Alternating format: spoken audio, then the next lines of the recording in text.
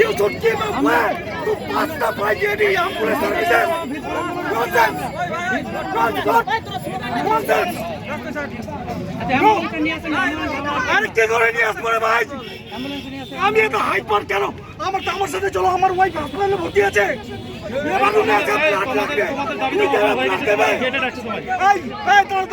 তোমার মধ্যে যে ব্লাড দেবে অপোজিট, যে ব্লাড দেবে অপোজিট, যে ব্লাড হচ্ছে কি হচ্ছে? ওই এদিকে আসো, কেটে ডাকছে আপনাদের, আসো কেটে ডাকছে।